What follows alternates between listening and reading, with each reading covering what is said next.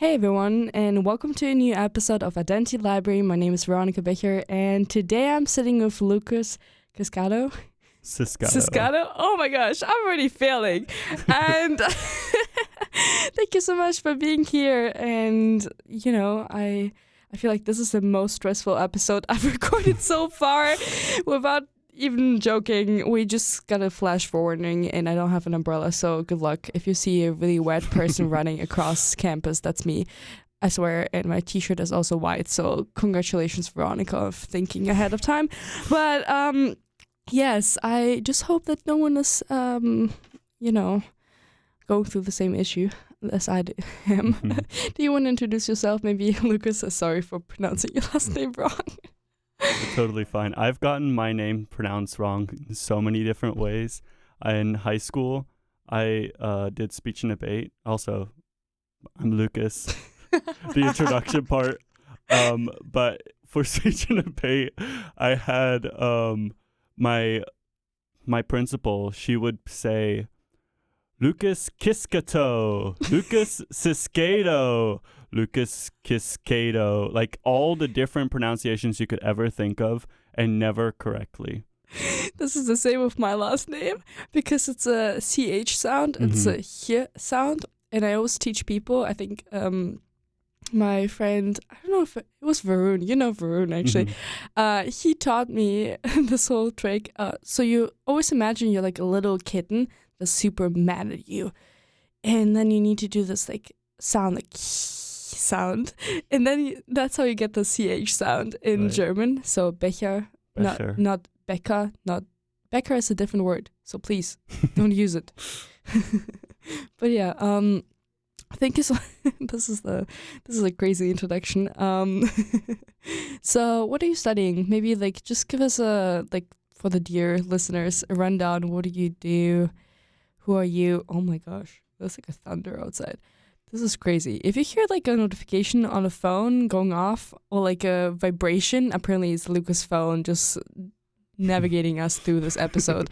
Congratulations. So yeah, go ahead. Sorry. Okay, so I am a technology, engineering, design, education major with a teacher licensure, which is a mouthful. But basically what we do is we learn how to become an educator in any realm that deals with technology, engineering, or design. So I especially like to focus on the design part of things, like Adobe products, and video production is actually the class that I'm currently observing and will be student teaching this fall or this spring. Oh, what department is it in again? Education. And how did you decide to do that? That's a good question. I did not want to go to school in the US. I was not planning on doing that. I was hoping to go in the Netherlands. But then I had like this whole crazy situation happen, a whole medical thing that we can get into if you want to, but it's a lot. I mean, you have time, so go ahead. I'm not stopping you from telling me new stories. This is how you spill the tea without actually being allowed to drink any tea in the studio. It's so upsetting. And then Lucas also doesn't like tea, so no. Shame on you. I was thinking right before this, like maybe I should drink some tea before I talk for however long. Like, get that voice nice and warm. It's the same. Yeah, go ahead. Especially after doing an ice bath, because I did that this morning. You did an ice bath? Yes. That's crazy. Well, I actually did an ice bath before too. How was that? Oh, I don't know if this is the story about you, not about me, but basically it was just, I have a friend who's right now in Ireland, and he just called me up randomly, and it was like even raining and snowing outside, and he's like, Veronica, get your swimsuit ready. And I'm like, what? It's like dark outside. I think it was like 10 o'clock or something. It's dark.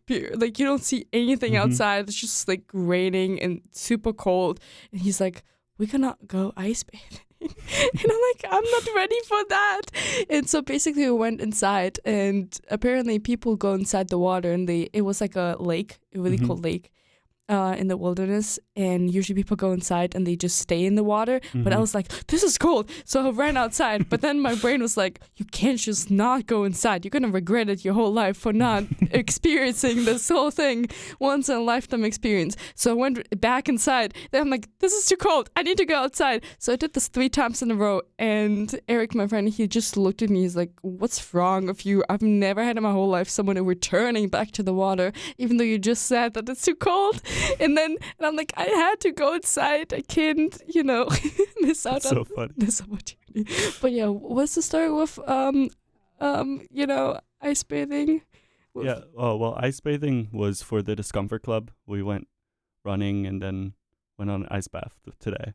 But the story that I was alluding to earlier is, well, right after high school, I was planning this senior trip with my best friend, actually, since middle school, because I wanted to show him around the Netherlands and Italy, because that's where I kind of grew up. And then throughout high school, we just started making more friends and kind of forming a group. That senior year started to get a lot of tension. But we got to the point of planning the trip with everyone. So we were like, we can do this. It'll work out. And yeah, so we went to Europe. Which, what they say is like the best way to know someone or to know if you actually can be friends with them is to go on a trip with them. Oh my gosh. Wait, where's the saying from? Because Russians say the same thing. Really? Seriously. It might be from, I don't know, a Russian saying. Because, the Russian saying, like my mom would tell me all the time, if you want to know who the person is, you have to go on a field trip. Yeah. And once you spend time with someone 24/7, you will actually know what the person is like. And there's a second saying, it's like everyone has cockroaches in their head. Meaning, oh my gosh. I've never heard that one. That was loud. Yeah, the weather was crazy. But cockroaches, and basically it's like тараканы в голове. That's like the word. I cannot roll the R. If anyone is listening, I can actually not roll the R. The German R is canceling it's out.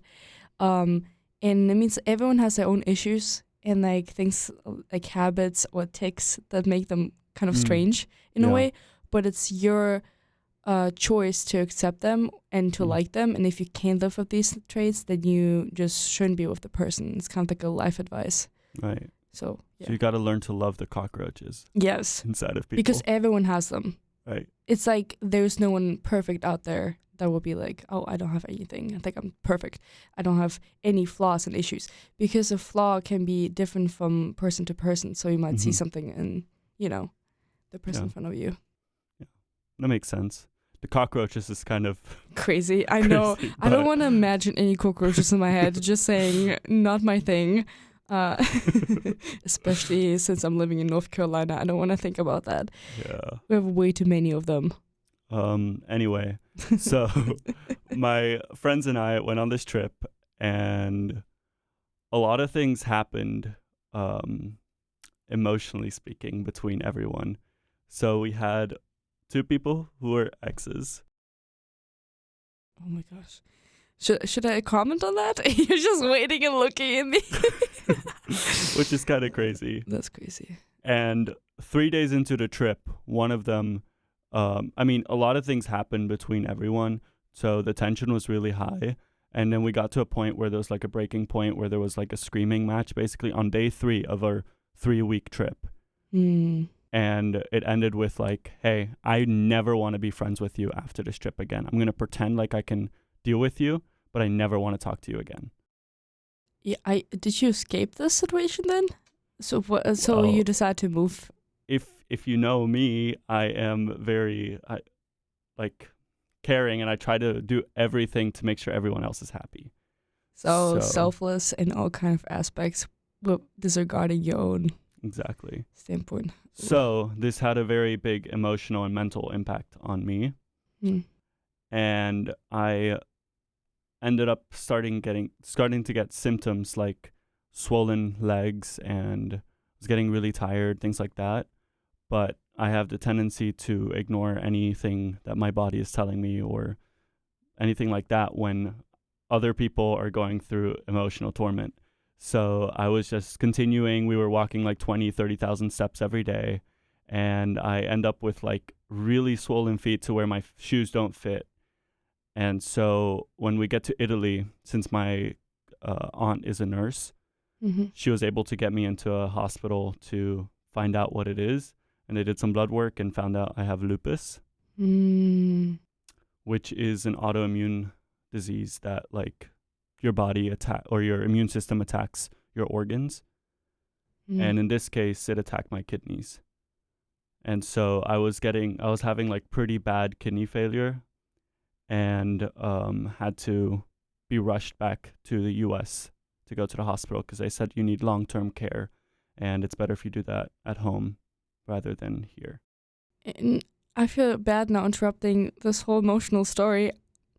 Can you give maybe the listeners a rundown where you're from and kind of a little bit like why the Netherlands, why Italy, why the United States, what's happening there? Because I think it might clear up the situation and we come back to the story, I swear. For sure. So I was born in Mexico to a Dutch mom and an Italian father. This is when you like travel so far just to meet someone who's like has Dutch ancestry. You're like, this is how far I came in my life, and I still meet people from the area since I'm literally 2 hours away from the Dutch border. So yeah. And I lived there until I was 4. And then when I was 4, my parents or my dad got a job opportunity. Well, it was still within the same company, but it was just moving locations to go to China. And we lived in Hong Kong for 1 year. And then because my dad was working in China and the driving from one place to the other or going to hotels for 4 days a week was difficult for our family. We decided to move to mainland China, and I ended up living there for 3 years. And after that, I moved to the Netherlands, and I lived there for 1 year. And we then got the opportunity to move to the US. So we had to go to Italy to get our visas, which is really hard. And it's crazy to me how difficult it was for us to get our visas while we had like an entire company that was trying to get us to the US. So they had money, they had attorneys and everything trying to help us apply for a visa. But it still took like 6 months that we stayed in Italy, and then we finally made it to the US, and I've been here since. And when did you get diagnosed? Is it just to put like the whole thing in the timeline? It was before you moved to the United States, right? With lupus? Mm-hmm. That was actually during that trip. Oh. So like 2 years ago. Oh. 3 years ago, yeah. That's crazy. How old were you there? Like 18. 18. That's crazy. That's, yeah, I don't know. I can't really speak from like experience when it comes to this thing, but does it affect your daily life in a way? I mean, the biggest way it's affecting me right now is the fact that I have to take immunosuppressant medication, which is not good for your body or your immune system because you're literally like suppressing what's keeping you from getting sick. Mm-hmm. And it also, I mean, the medication also has a lot of long-term chances of causing cancer or things like that, to where it's kind of like a balancing risk of how much medication do I take to suppress my immune system so that it doesn't attack myself, to the cost of like what could happen in the future. There are like other diseases too with what is a multiple sclerosis, where it's like MS. Yeah. MS. Is there another letter in this whole thing? But basically, it attacks also like your immune system and your body works against it. Yeah, and I have someone in my family who has that, so it's kind of like I can imagine how difficult it is, but it also like affects you differently. Oh my gosh, I just hope that you never get cancer. I feel like I have a huge family history of cancer, at least these past 2 years. Right. Yeah, since like my grandma went through like cancer and she just recently died. And it's just crazy how many people have diseases that you're not even aware of, that people don't talk about. But then basically almost each second person that you see has something, and it just gives you an understanding that life is so short and we should value it more, even though it's so difficult sometimes. Maybe I have a question with you traveling and moving so many places, since I've been also traveling a lot, and I feel like, how do you handle like finding friends or like a connection to culture when you don't know the language? I don't assume you know Chinese, even though you lived there for a year. Did you go to were you homeschooled? Did you go to a specific school? Like, how did it affect your childhood, if that makes sense? Yeah. Growing up, I actually had a really hard time with all the moves. So one thing that we would do every summer and winter was go back to the Netherlands and Italy to be there with our family, or the company my dad works for would pay for it since we were expats. And so we would have like our home or our family in Europe, but it also made it really hard for when I had like summer or winter time off for school, and I couldn't see my friends because I was going to Europe and only going to family, visiting everyone in the Netherlands, everyone in Italy, and then for 2 weeks, and then going back so it was always stressful in that sense. But I always had a hard time because I'm someone who at least used to get very emotionally attached to people.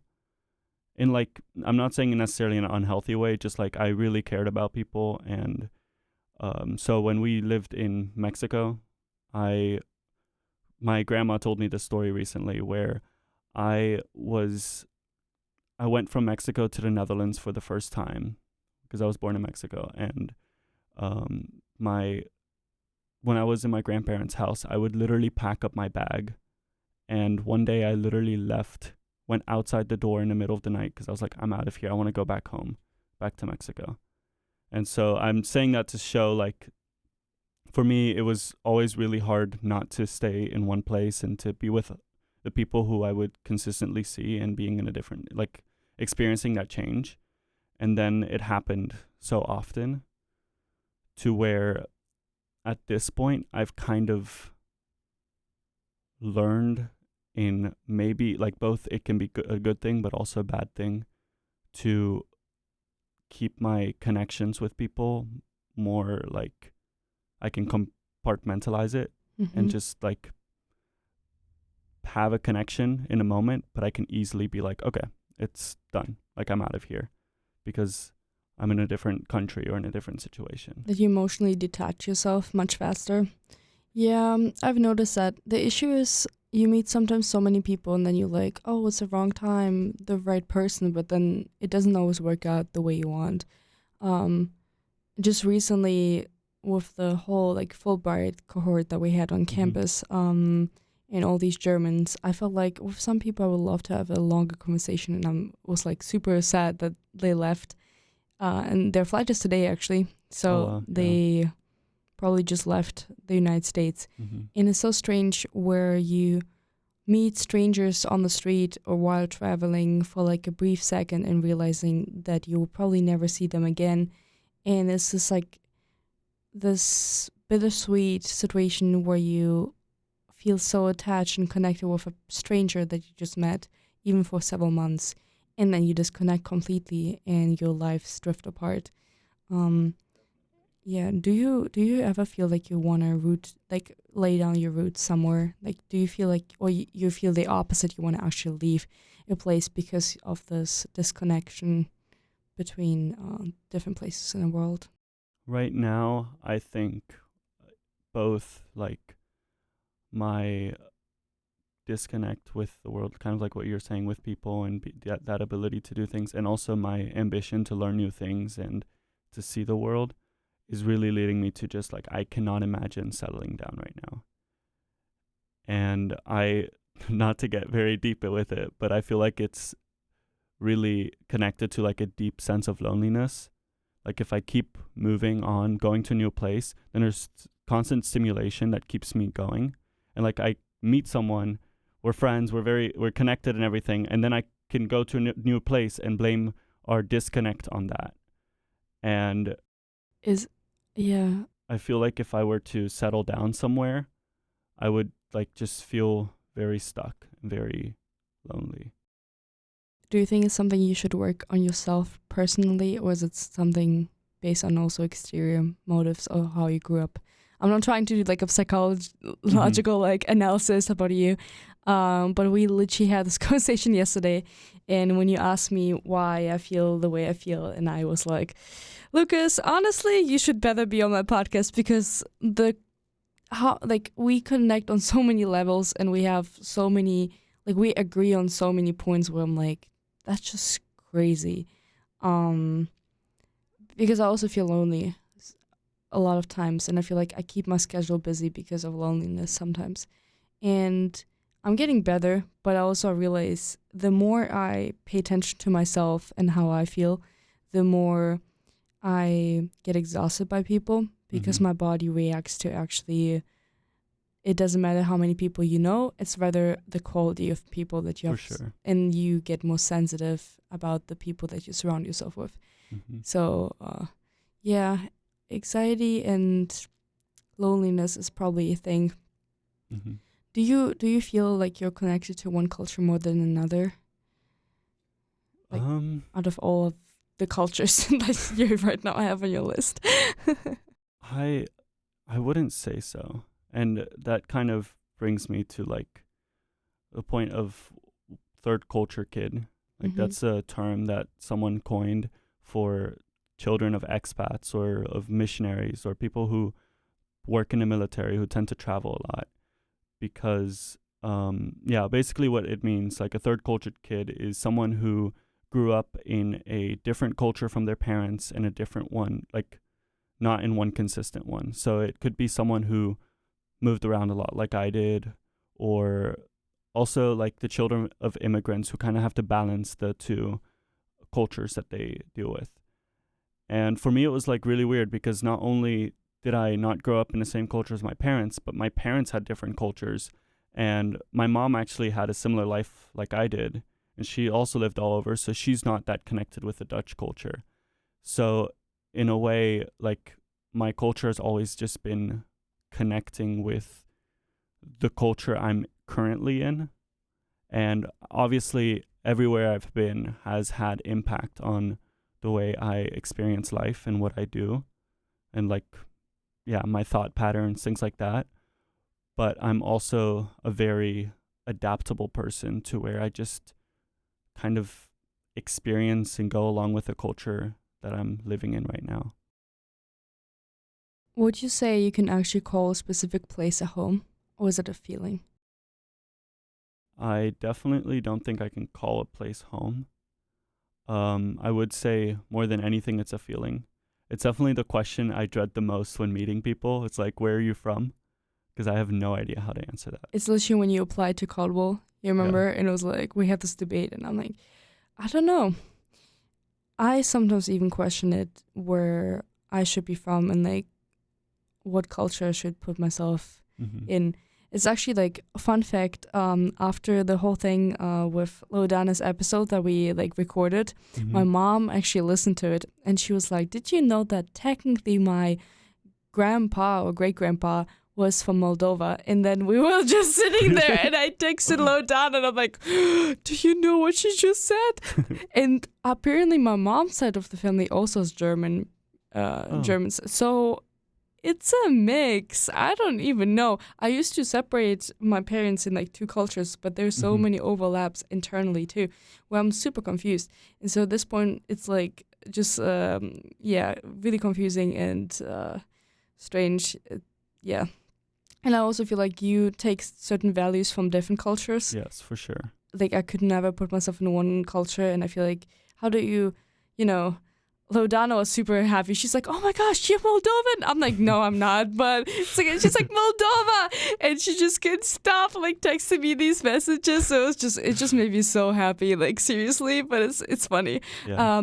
But I'm just curious. Do you ever do you think like there's Do you feel at home here Um, in North Carolina, to clarify? yeah, I would say I don't necessarily feel at home here. I mean, like we talked about, at home is more of a feeling of like, at least in my opinion, with where like you're with the people you're most connected with, I would say. But even then, I feel like there's also an aspect to it where you feel like you're culturally connected to where you are and things like that. And that's always made it really hard for me to feel at home, is because I've always felt different in different ways from other people. Yeah. I feel like this episode is just like I connect so much to them. Like I actually have so much to share too, and it's actually not an episode about me. I feel this way like when I visit my aunt in Russia. Mm-hmm. I would never live in Russia. Like I don't see myself living there, but I feel like the people and the family members make it feel more at home, and I miss it so much. It's been like now 4 years, 5 years that I haven't been there, and I miss it so much. Like I really, really miss Russia, but I also feel like there's a disconnect between the people that make you feel a certain way and the place. And once the people are gone, the places doesn't feel the same way. And that's how I feel like about my college city that I used to live in Germany. Yeah. Like the people are gone; they're all over the place in different countries. So the place doesn't feel the same anymore. It's a bittersweet moment where you return and you realize life happened. And I don't know if you feel similar about it. Yeah, I think I do. I mean, when I go back to the Netherlands and Italy, I do have my family there, and it does really feel like home for that same sense, like you're saying with Russia. But I feel like if I were to go back to where we were in China, or if even back to like the school I went to in the Netherlands, because I felt really connected there at the time.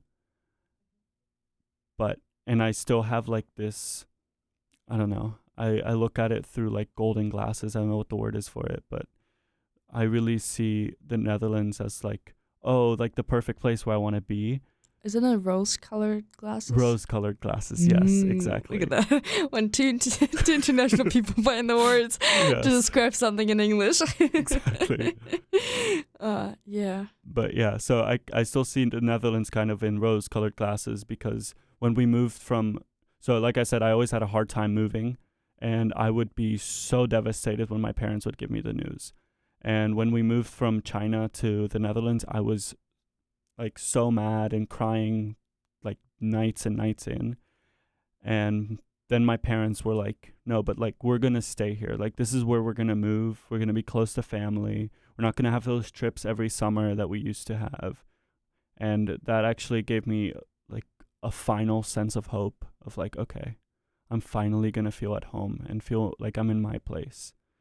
And then like 7 months later, my parents are like, oh, well, in about a year, we're going to go to the US. Do you regret it? Like, you know, looking back, it's a different feeling than being in the moment.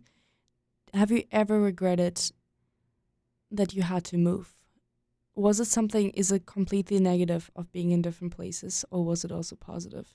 In the moment, it was definitely negative. But now, I mean, it's my life. It's the story of my life. It's what makes me who I am. So It's okay. We need a second. Yeah. Go ahead. So sophisticated for me. So in the moment, it was definitely very painful and very difficult, and I honestly like didn't understand why, if a God existed, like why he hated me so much. Like that was the constant thing in my brain. But now I look back on it and say, you know what? Like it created the person who I am. I have my identity because of everything that I've gone through, and all the places have had their cultural impact on me, and that includes like their values and things like that. And so now it also gave me my like the perspective I have, the global perspective, to where I feel like I can understand people very well from different cultures and connect with them pretty quickly. But I'm still working on getting like deeper to where like it really has like I have more of an emotional attachment with it rather than just like I said earlier, can compartmentalize it and just be like, okay, that was very nice in a moment. Kind of like you were saying, like sometimes when you're traveling, you'll meet some cool people. I also want to have, like, I love those people that I meet for the moment, and it's like very special because it was in that moment right there.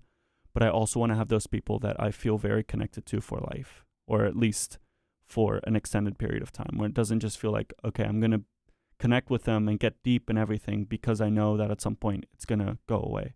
But it doesn't have to, because we have technology and we have all these things that can help us make sure that connection is alive. Yeah, I'm a bad texter. People make jokes about it. Apparently, I'm like texting like a dad. Shout out to Varun's dad. I guess, I don't know. I feel like we're the same person now. I'm getting there, and I feel like it's super difficult to keep in touch with people that you care about, especially when you travel and move. And there's even a theory, I don't remember the exact number, but my dad once told me, it's like there's a certain amount of people that you can keep in your closest surrounding, and it's the same with like remembering names. And once you move to places, they get replaced. And it's a really sad concept, but it's kind of like, it makes sense. The closer circle changes, the more you emerge with certain, like, or surround yourself with certain people. So once you leave a place and you're not close to them anymore and you're not in touch as much, these people move to like the second, like on a second place, rather than your inner circle changes and evolves. And it's kind of a scary thing if you think this way, that the people you see might be one day almost strangers to you. Exactly. Even though you felt like they were like your closest people. And maybe speaking of values, would you say there's certain values that you like or hate? And rather, what values have you taken from certain cultures? And was it like, I know this is a long, big question, but is it like, do you feel like certain values are difficult to implement in the United States or not? Or yes, I don't know. While I continue to think about the values part, like some cultural things that are difficult to implement is, for example, the Dutch biking culture. Oh my gosh. Like, I should get a bike in the United States. Yeah. I mean, like, it works on campus, but you can hardly go anywhere else in the US. Like in the Netherlands, if you wanted to, you could literally go from one side of the country to the other completely safely on, well, you can also take your bike on the train, but you could bike on bike paths, and it's like also very flat country, so it's like perfect. You could do that. But here, like, it works on campus, it works in neighborhoods, but you can't, you really have to force it if you want to try the bike like anywhere else. If you want to go to a grocery store or something. I actually biked to middle school here because I was lucky to live pretty close to my middle school, but no one else did that. And we actually started a trend in my neighborhood because other parents like, what? You trust your kid to go alone to like the school, like down the street in middle school? And yeah. This is me in South Dakota. For everyone who doesn't know, I lived in South Dakota for years as a foreign exchange student. And I realized after, like, South Dakota is also, like, the area I lived in is really flat, close to Sioux Falls. And it was just really funny because after, like, living there for 4 months, I realized I cannot remember how to get home by foot. Because we drive by car all the time, and I can just not remember any directions when I'm not the driver or I'm not walking myself. So one day I decided if I ever need to get home, I need to know the way home. So I walked, and I got stopped by a police car. I actually never told this to my host family, so I'm so sorry if my host family is listening. And they asked me if I'm okay because I was walking home, and if I'm lost, I need a ride. And I was like, I'm good. I'm just walking home. And they looked at me like I'm crazy. And I've heard a similar story. It's these two guys that lived in, I think, Wisconsin, and they were riding their bikes, and also, again, the police stopped them and asked them if they're carrying any drugs on them because they were like, well, you look suspicious. You're riding a bike instead of taking a car. And then, and then they were like, this guy was telling this story to like all the other exchange students, and it was so funny. I'm like, oh my gosh. She's like, pay attention. You cannot walk everywhere you want. You need to be careful to not walk on someone's property. But I always feel this way. I'm like, why can you not, like, people could walk so many places. I just miss cities. I miss cities where you have like these like stores in the city center. It's not the same. Yes, Downtown no. is not the same here. I just miss it so much.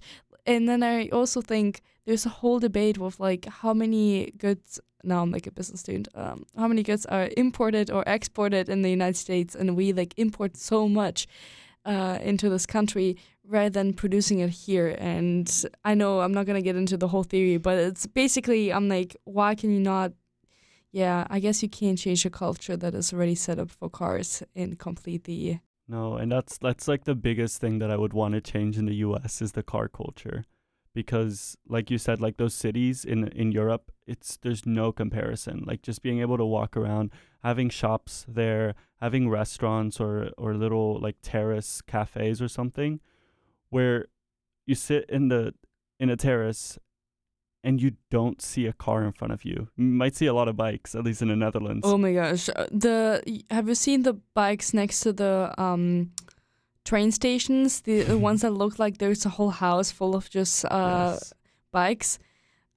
I'm terrified by that. That's like seriously something that I've never seen before. They literally have like high-tech parking lots for bikes in the Netherlands by the train stations. Like you go in and it tells you exactly how many bikes are in that row, where you can put your bike. It's multi-layered.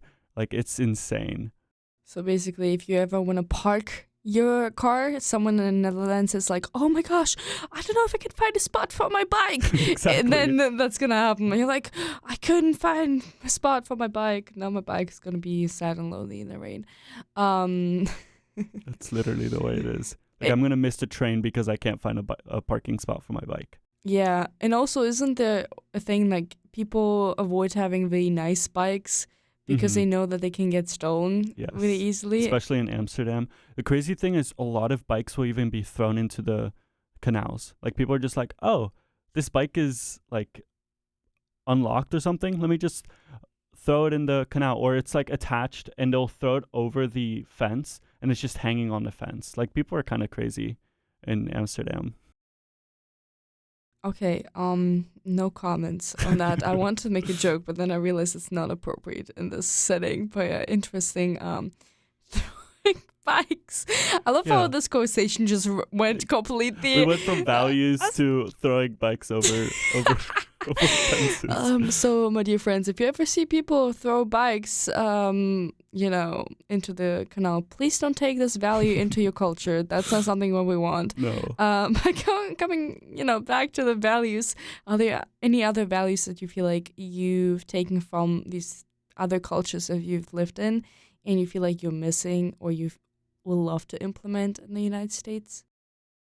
I don't know if this is necessarily something I'm thinking about implementing, but a value, or I guess more of something that Dutch people tend to do or be like, is they're very pragmatic and very efficient. And I feel like that's something that I really do too. Like I'm very quick to the point when I'm doing something. And sometimes when there's someone else who's taking more of a roundabout way, it's like, sometimes I'm just sitting there like, okay, there's an easier way, but I'll just let you figure this out. And like, I can think of a more efficient way that we could do this. More efficient way. I'm thinking, I don't know if Germans, well, we are trying to be efficient, let's say that. And we are, but it kind of sometimes has a downside. I feel like you see it in companies when you're like in the corporate world where you try to be really efficient. You don't connect with the people much. Yeah, that's true. There's efficiency can be negative too. It takes away the human aspect in certain conversations that you might have. And that's something that I feel like I enjoyed in the United States a lot. but it does keep you from like getting work done. It does keep you from getting other things done. Yeah, but at the same time, I feel like that inefficiency sometimes does lead to connection, and it's really cool. But for example, I don't know, a big cultural difference, which a lot of people debate on whether they like it or not, and I'm interested to see what you say, but is the politeness in the US, the apparent niceness that you don't have in Europe. In Europe, everyone's quick to the point, and it's just like that.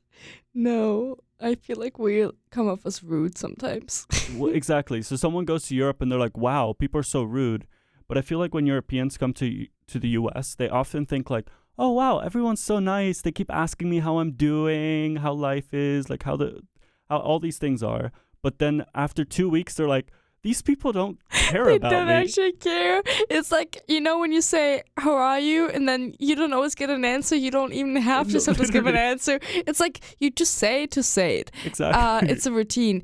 And it's really funny because when I lived in Germany, I would ask my roommates how they are. And I'm like, "How are you guys?" And they would be like, "Good." I'm like, "No. How are you?"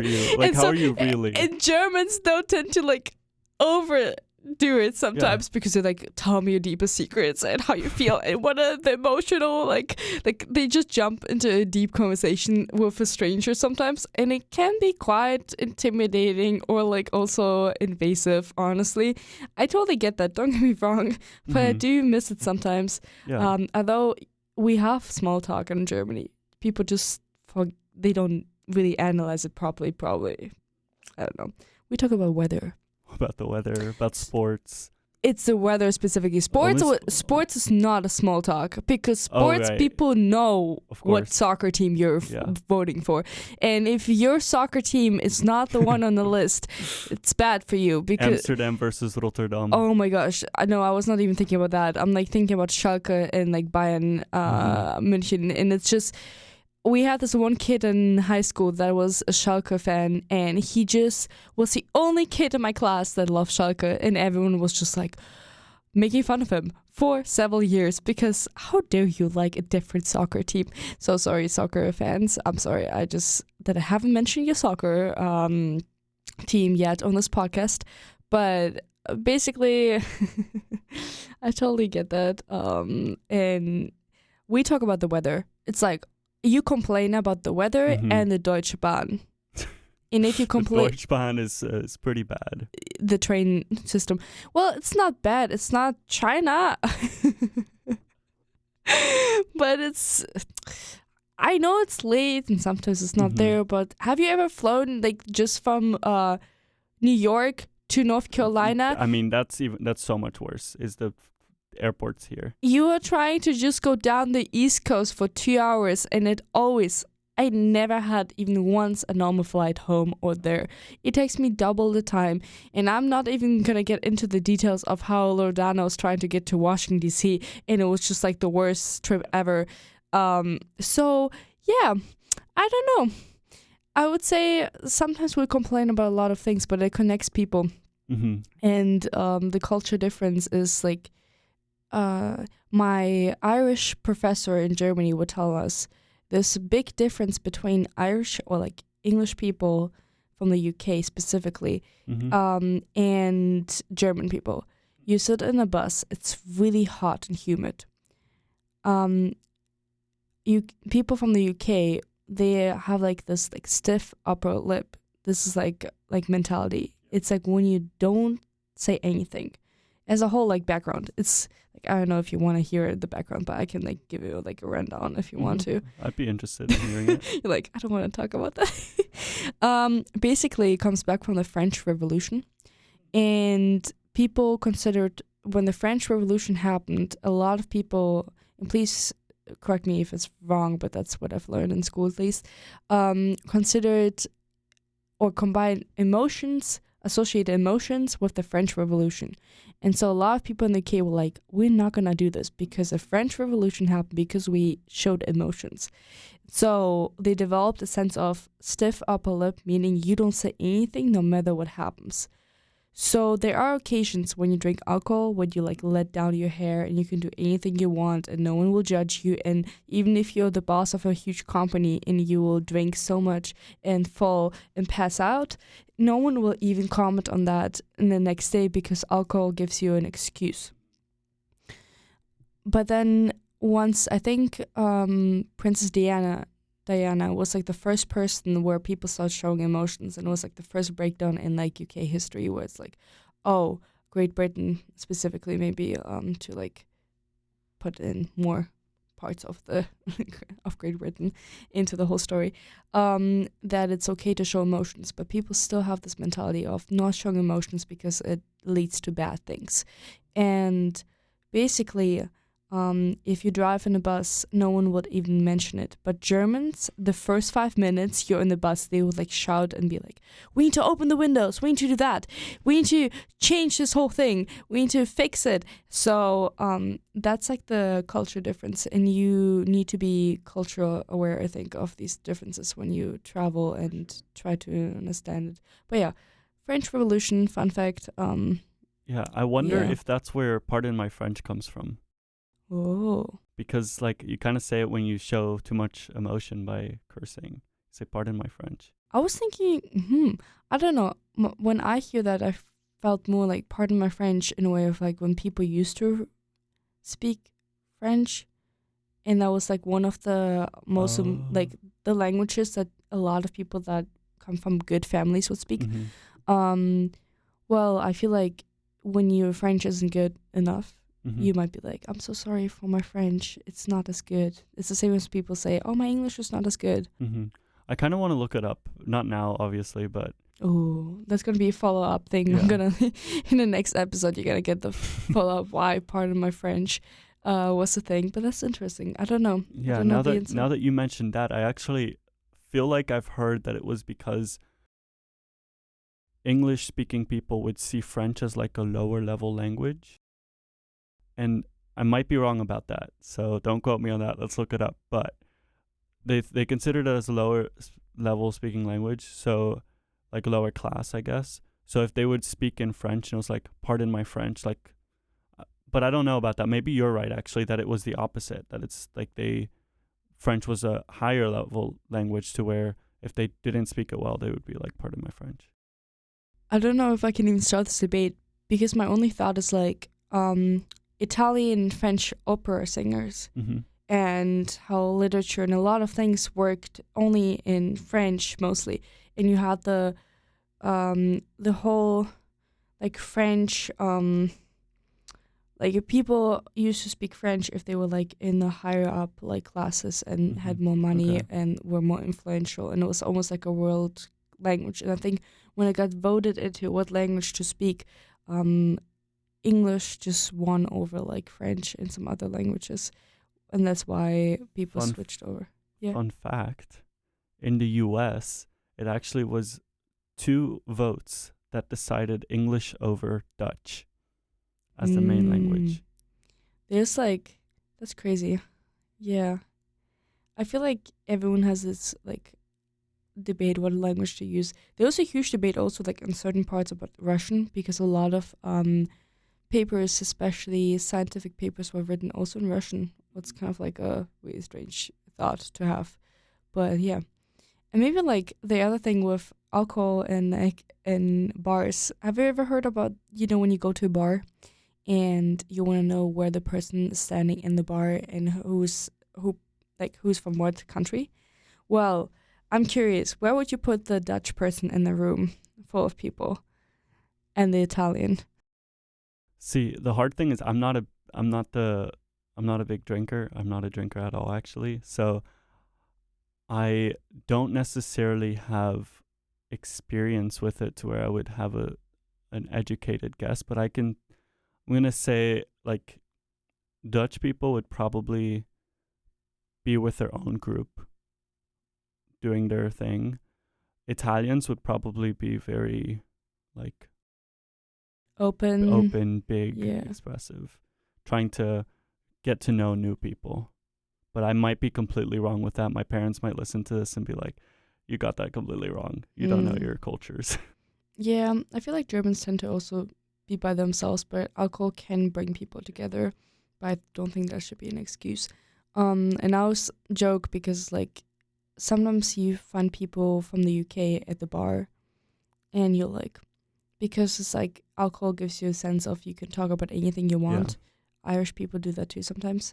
Not everyone. I'm not trying to generalize, but it's a thing that you see. It's like once you leave the bar, you're kind of like, you don't talk about these really critical, controversial opinions. Yeah. Maybe like one last like question. Do you have a favorite place that you feel like that's where you want to live later on in life? So I feel like I still, just like I said before with the rose colored glasses, I look at the Netherlands as like a really nice place because I genuinely do really like when I'm there because of the infrastructure and stuff. But I fear that the more like sticking to the people you know kind of mentality would not be for me. So that's why like visiting there, going to my family, I always feel like the Netherlands is such a nice place. The infrastructure is amazing. I love my family there and The things fries. like that. The fries are good for sure. The You know, fries. I really like Dutch breakfast, and I know it's very controversial. A lot of people are like, "Oh, Dutch breakfast is terrible." What do you eat for breakfast? Dutch people have like slices of bread, like, Mm-hmm.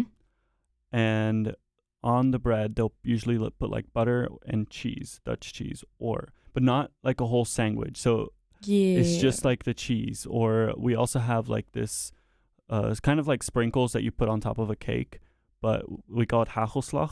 The chocolate one? Yes. Oh my gosh, I know these ones. These are like, they look a little bit longer, Mhm. and then I've seen that. And they're softer. Like the Yes. sprinkles you buy at a store for cake are very hard, so you can't really replace it. These like the- chocolate Yeah. sprinkles.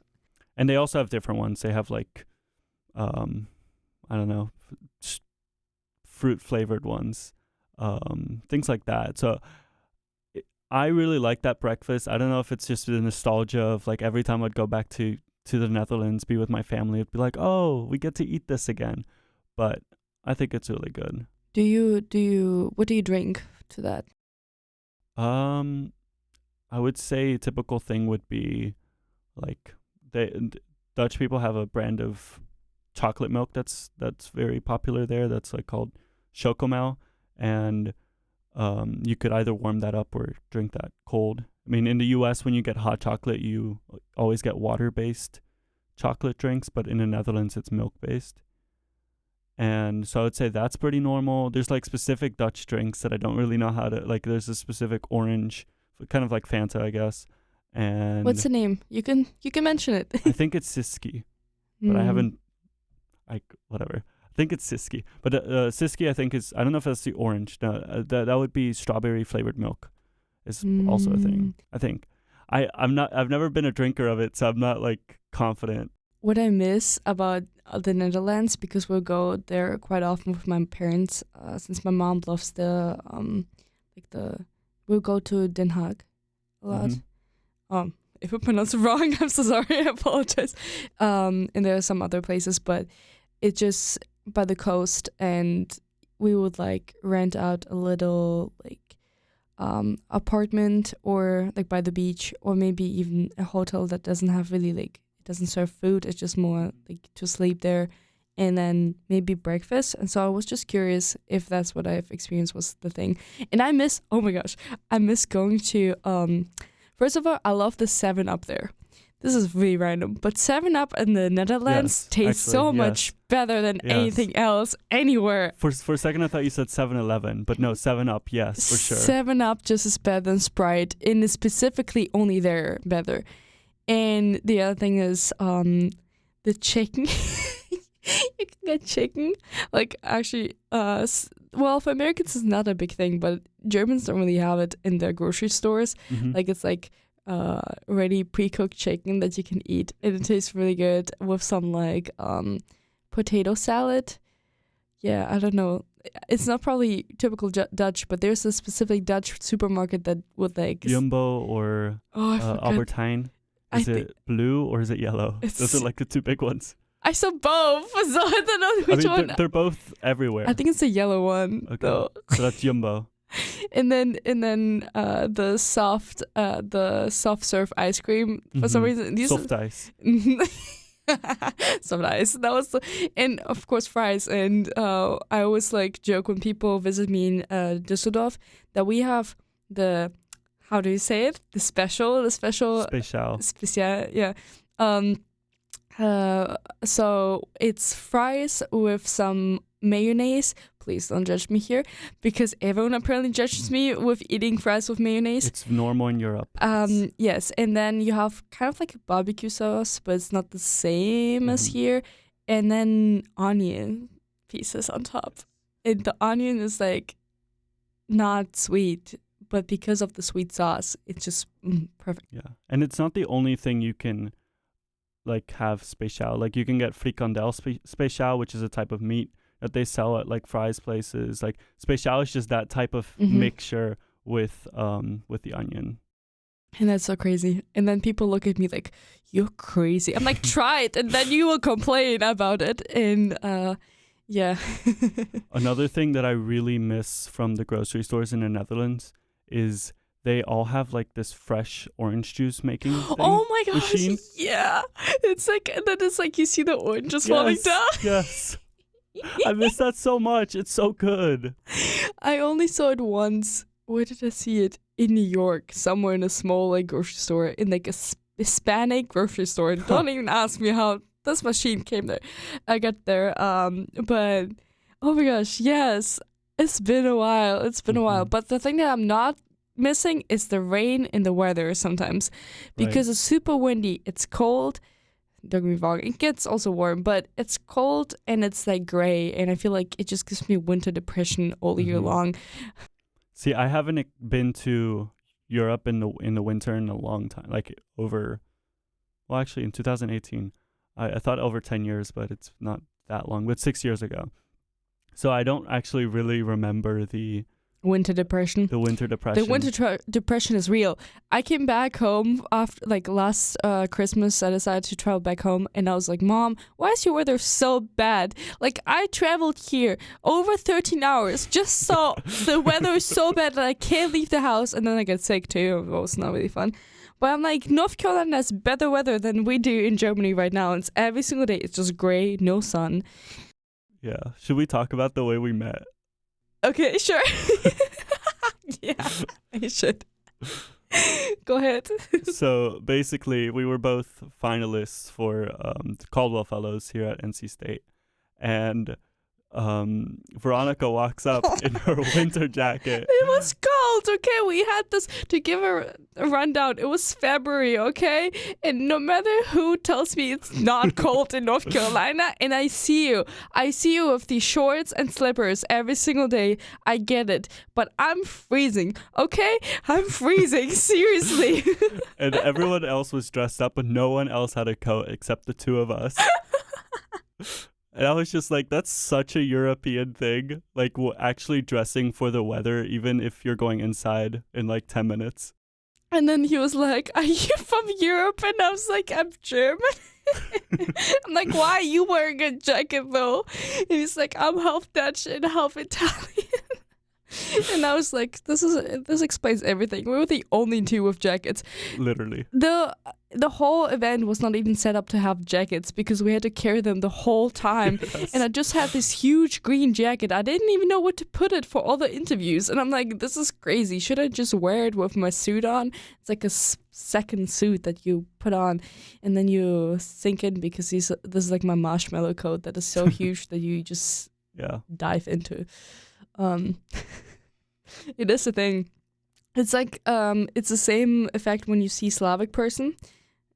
Probably not relatable to you, Lucas, unless you want to out yourself as a Slavic person, that someone in your family has some Slavic roots. That would be funny. After this episode, your mom will come out and be like, we have some. Fun fact, you're part German, part Russian, and part Moldovan. Exactly. And the guy that was like, I don't know, fixing Lodana's foot up, Babrov is actually your uncle. That'd Exactly. be like the last step of the story. No, but basically, where was I? Oh my gosh. Yeah, basically, when you have so many backgrounds and stories to tell, but I just lost my thought for the first time in my life. You're talking about being Slavic. Oh, yes. Yeah, that would be really funny. But Slavic people would probably also dress really warm, and they would lecture you like all the time if you don't wear anything warm. And my mom would like, if you don't do that, if you sit on this cold stone, you will probably get, an infection, and then you will die soon, slowly. And Italians are the same way, very superstitious and very much like, oh, like the cold will do this, or that, if you go into the water after you've eaten, things like that scientifically are now kind of like, maybe. Questionable. But, yeah. But that's definitely an Italian culture kind of thing, is also just being very superstitious about things. Well, we realized that the Italian roots in you are like screaming, "Give me good coffee!" in the United States. Would you say Italian coffee is superior to any other coffee? I have heard that apparently Australian coffee, specifically in like Melbourne, is better than Italian coffee because they have all the Italian immigrants, and apparently they've learned to do it better. Do you know why? I feel like so many stories just correlate with my stories. Do you know the story of Starbucks failing in Australia? I did not. Starbucks was trying to establish their whole like program system, franchise chain in Australia, and they failed because they realized that the culture of drinking coffee is so different. While here it's like a lot on the go. It's like, hey, coffee, and then I drink it while walking somewhere. Well, in Australia, and prove me, like, you can correct me if I'm wrong, but Italians probably also a sit-down culture. Yes, 100%. And it's a thing of you value small coffee shops that are family-owned over big franchise chains. Yeah, that's why Starbucks hadn't made like coffee didn't start a franchise in Italy for a long time because of that. But now, TikTok and things like that have really hyped up Starbucks for the younger generation in Italy. So it's actually has become a thing, and it's slowly like they're starting to get Starbucks everywhere. But for the longest time, they wouldn't do it because one, the coffee isn't as good, but two, there is not that culture of like get to-go coffee. No, you really sit down. You might even know the owner of the shop, and you'll talk, and you'll be like, oh, like how have things been? And you might know the people who regularly come or go there. I miss that. I really want coffee shops like that. Jubila cannot do everything for my European heart. Because I feel like just sitting down and having a good chat over coffee. And also, I don't know, maybe it's just me, but I feel like getting coffee with someone here is different than getting coffee in Europe. If it's specifically when we're talking about genders and things like that. Like if I ask a guy, hey, you want to get coffee with me? It's a different connotation than it is in Europe. For sure. Like, just me? I don't know. No, I do think that's the case. I'm not necessarily, like, I didn't grow up in Europe as, like, a person of youth. I don't know how to say that. Like, person of youth is crazy. Like, okay, sir. A young person. Sir, and the lady of the hour. Okay, it's okay. Because, like, I have all my cultural things from my parents more than anything, because besides that 1 year in the Netherlands and, like, 5 months or 6 months in Italy, like, I never really grew up around other people who are Dutch or Italian that are my same age. So I don't know if that culture has changed and that now the connotation is the same as in the US, but I do feel like there's a different connotation based on my experience. Yeah, it's just, I feel like in Germany, if you ask someone for coffee, it doesn't have to be romantic.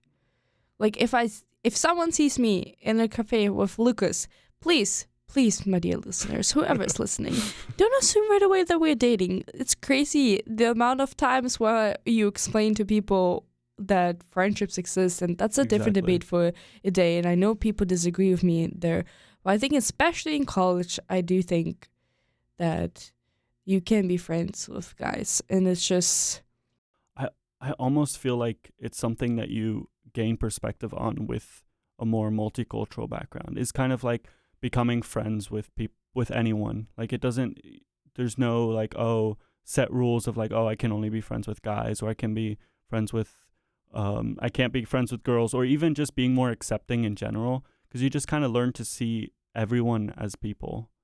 And I feel like you learn how to connect with someone more. But at least that's my experience, I feel like. and maybe just a comment like by the side. I feel like it's also difficult nowadays to distinguish and be like, oh my gosh, I can't be with this person drinking coffee because this person is a girl, and then this girl is not even into guys and you're a guy asking her out.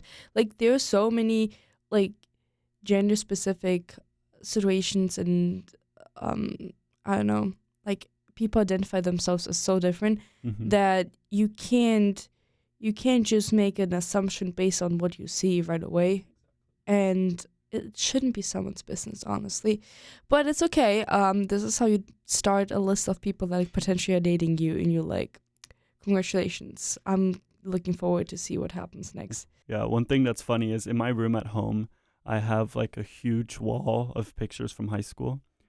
And some of the kids that my mom teaches have seen that wall, and they'll be like, because they always ask me like, do you have a girlfriend? Do you have a girlfriend? And I was like, no. And they'll see that wall and they're like, oh, you lied. You had 6 girlfriends. Oh my I see them. gosh. You're hugging them in the pictures.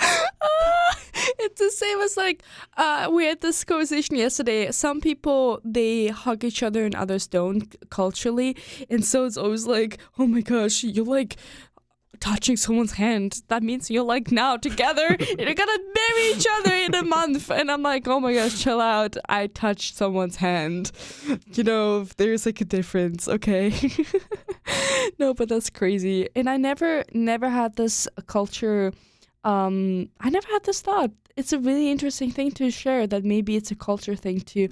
The more cultures you know, the least you think about you can't be friends with girls. But also maybe depends on what type of cultures you saw, right? Yeah, for sure. There's definitely cultural differences in that kind of aspect, but I feel like if you have a multifaceted experience where you kind of experience both sides, both cultures, you kind of learn like, you know what?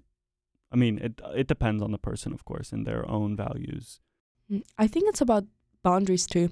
If you clarify from the beginning on, hey, I'm just meeting up with you as a friend, I'm not trying to get anything from you, that is a big, like, it makes a big difference. Yeah, for sure. It's clear communication that makes a difference. And I think in a country where people are not clear communicator and they rather slide everything under the rug and they just try to like not address the elephant in the room, well, I feel like it's difficult to be just open and say to someone, oh, I'm actually not interested in you. I just want to get coffee with you. It's the same thing as I just experienced just recently, where I explained to a guy that I'm not like interested in the person, but I ask him if he has a girlfriend, and it's super. I just never know how to approach this. I realize Americans sometimes mention it in the beginning when they talk and they mention some fun fact like, oh, my girlfriend likes that too. That's how you know that someone is dating. But I just don't want to like have, like, it's almost a protection of myself to know, not that I don't trust you, but I just don't want to encounter the situation where I'm like hanging out with a guy who's like married and has 3 kids. Yeah. Shout out to Mario for being, you don't know this guy, for being married. And it's just, and also to like avoid issues, especially if you get along with guys. And I just want to be friends, and I do enjoy like meeting people. I don't want people to always misunderstand and think, oh my gosh, she's probably trying to get something out of me. I don't know if you ever experienced that with you approaching girls and then they're like, I've always been wary of it. Like I've always been a bit careful because especially I feel like there's a fear of, especially when a guy approaches a girl, like what exactly that could lead to. So I've always been very careful when, yeah. But I also feel like I get along more with girls. So in general, I just try to make it very, like, I don't know. When it comes to friendships, I just think one thing is, like you said, is very much the boundaries is very important, is just being very clear in communication. But I also believe that, I mean, the way I've approached it is always like trying to, if we vibe in a very, like, I don't know, school setting or something like that, if they kind of initiate things, and I feel more comfortable making sure that they're okay with it. That's good. I think that's good. And that's also like maybe spinning down the whole topic of identity and coming back to the whole culture difference. It's important to understand from what culture the person is coming from, and maybe also doing some research. Honestly, this sounds a little crazy, but ask if the person doesn't provide you with enough background, maybe also understanding how culture works, and it's complex. And I think for you growing up in like so many different cultures impacted your views on a lot of like things like friendships and relationships and like gender. So my dear friend, do you want to leave something with a fun fact? What is the fun fact of the day? Do you have a fun fact? Okay. So, fun fact about the Netherlands, because we talked about this earlier and it popped in my head. There are more bicycles in the Netherlands than there are people. Whoa. Is this good for our environment? Okay, I'm joking. Especially for the water and like all the oceans. Okay, I'm joking. But yeah, that's crazy. But yeah. Yeah, I'm gonna round up, I think. Round down is crazy. This is second time we're both like, No, this is wrong. Round up. We're going up, not down. We are in the Netherlands. We don't have any obstacles down, unless you just jump into the water. That's why you don't swim in certain places, because there are bikes out. Because the bikes are not you. They will, when you have these like movies when you like cross the path between life and death, and there are like some monsters under the water trying to pull you down. I don't even know. This is the thought. Don't ask me where it's coming from. I don't even know what movies I'm watching to have these thoughts. But apparently, like in a Dutch like horror movie, it's probably just a bike that is pulling you down instead of having like a no-face person, like a monster. So it's like the invasion. So if you ever, if Lucas ever decides to start a movie, because he likes, teaching kids about different cultures and creating videos, and it's going to be named The Bike. The Bike. The Haunting Bike. The Haunting Bike. Okay. But yeah. I hope this whole story sprinkled out your life a little bit, and you could put it next time when you eat some bread with cheese, and you probably want, but put some sprinkles on top of it, so you sprinkle up your life, so you don't get seasonal depression over the bad weather we have today. Yes. So thank you so much for being on my podcast. Thank you for inviting me. This has been a lot of fun. Yeah, sorry I feel like I'm gonna invite you over and over again. I feel like there's so much to cover. But I appreciated your time, and I hope any one of the listeners enjoyed this whole strange conversation that was all over the place. It literally was all over the place. Like some unfinished story, some it's okay. Open-ended things. It's okay. Yeah. But thank you so much for listening, and I really hope that you have a wonderful day, and see you soon. Bye-bye.